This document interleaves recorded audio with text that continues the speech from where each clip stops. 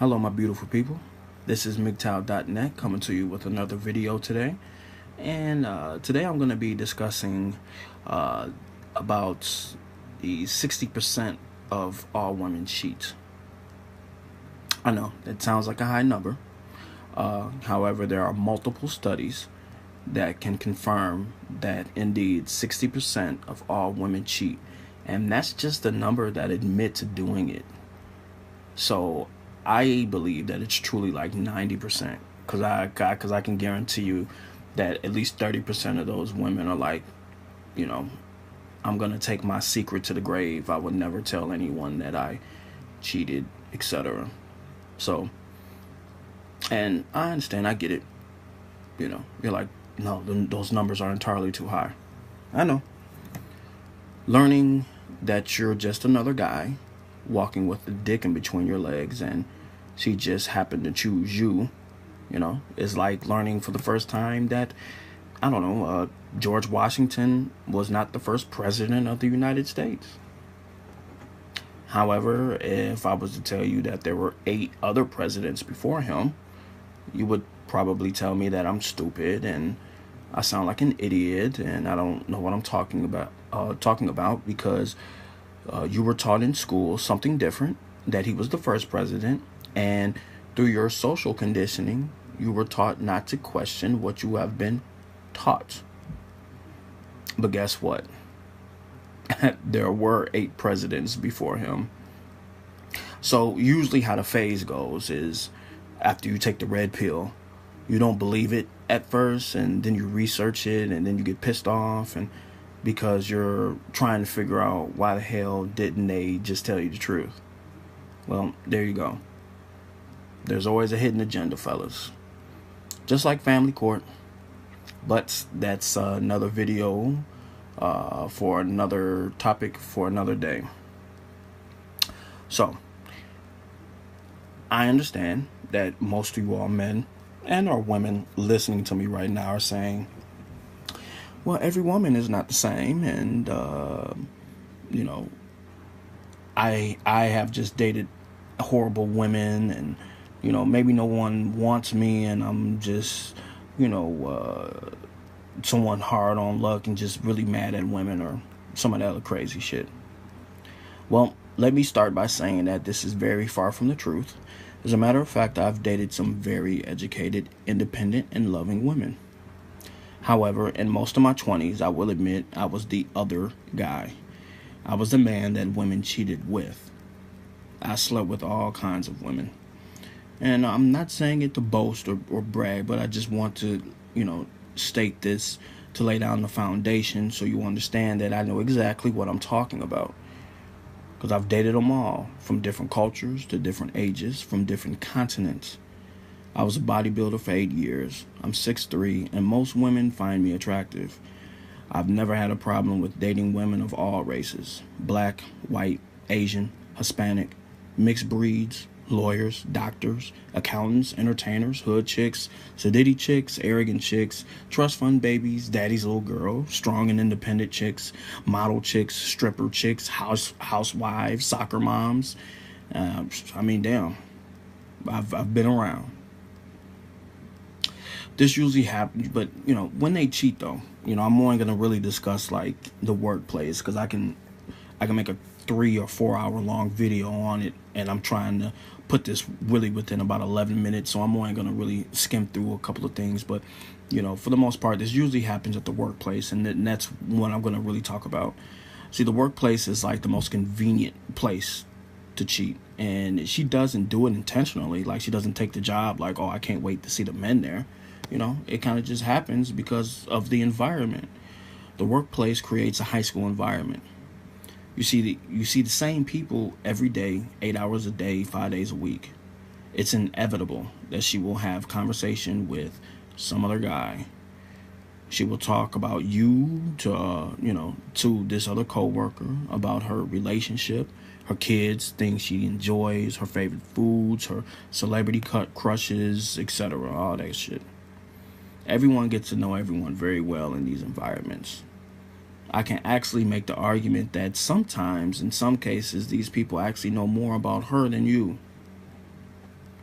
You know, like a warehouse, for example. You got 200 plus employees there, or a call center with 100 plus employees. The workplace is like a high school filled with a bunch of single people, engaged people, and married people, you know, cluttered all together in one building. So, I mean, honestly, what do you think is going to happen? So let's implement that with some cold hard statistics. In 2016, a study conducted by Dr. Ian, a sex relationship psychologist in Manhattan, from the dating website Match.com. I'm pretty sure most of you all know Match.com. Found that 34% of women that cheats are actually happy in their relationship or marriage. So that means 1/3 of the women that do cheat really have no reason to do it. They don't have a reason, like they're not mad or pissed off with you, or there's no money problems, there's nothing. But they just do it anyway, which means that they will come home and play like everything is lovely and great with you, because it is. And it's not an act. They are happy with you, but they just want to, they got their thing at work, and, they're going to get their back blown out in the back seat of someone's car, or in somebody's break room, or, on lunch break, or break period, or the time she says she's staying over late for work for some overtime, or she's going in early for overtime. Bro, I can go on and on with this shit. And I know because, unfortunately, I've been that guy that she was going to see.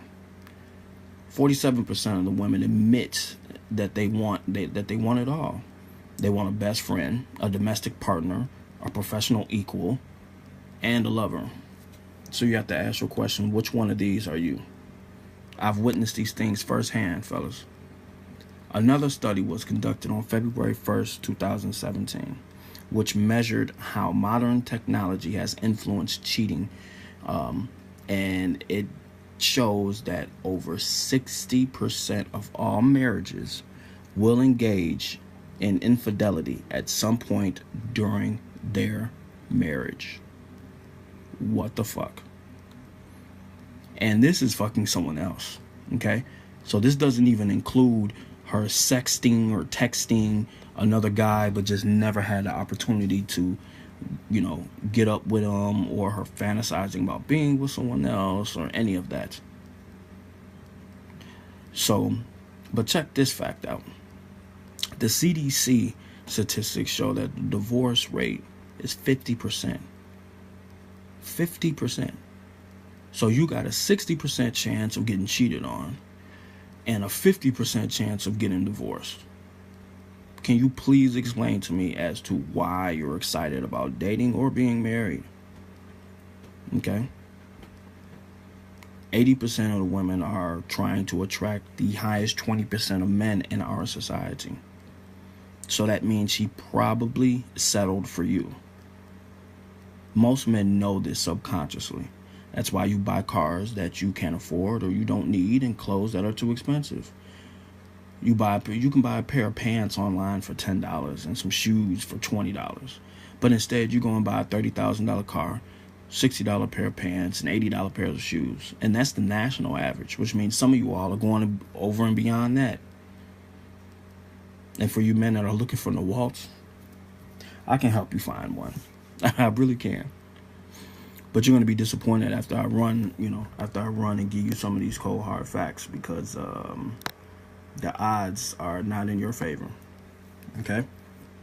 So I'll jump right into it with you all that are still looking for the waltz. Do I personally believe in the waltz? Sure, I do. But you'll understand after I give you statistics as to why I'm not even wasting my time trying to pursue to find one. Okay? In 2010, the U.S. population was 308 million people. So we'll just round it down to 300 million people, okay? With the woman population being 50.8%. So we'll just round that to 50% to have even numbers. However, only 22% of those women are between the ages of 18 and 34, okay? So if you do the math on that, that leaves you, that 22% of that leaves you with 3,480,000 women.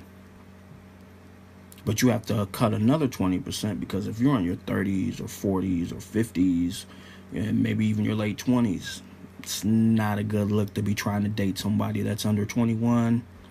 So you cut off another 20% and you're looking at about 2,800,000 women out of 154 million. Okay? That's some numbers for your ass. I want you to sit back and think about that for a second. Now, this 10% of women that you call Nawalt do not look like your average woman because, indeed, they are Nawalts. And Nawalts are not born. They're taught through good parenting and good social influences. So they will not be walking around looking like sluts, you know. They won't have skimpy booty shorts on or shirts that show their breast cleavage, you know, because their family, they're brought up on family values, and, you know, they're taught self-respect because of family values, and their social influences are different, you know. They're not on social media, okay? You're not going to find them in bars and nightclubs and taverns. You're not going to find them on dating websites, okay? As a matter of fact, you probably won't even find them in the United States, because everything that I just said offends Western women. That being said, I truly wish you the best trying to find her.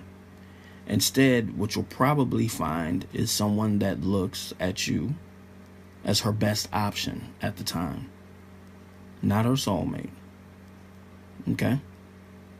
And because women have so many options, she will always wonder if she made the right one.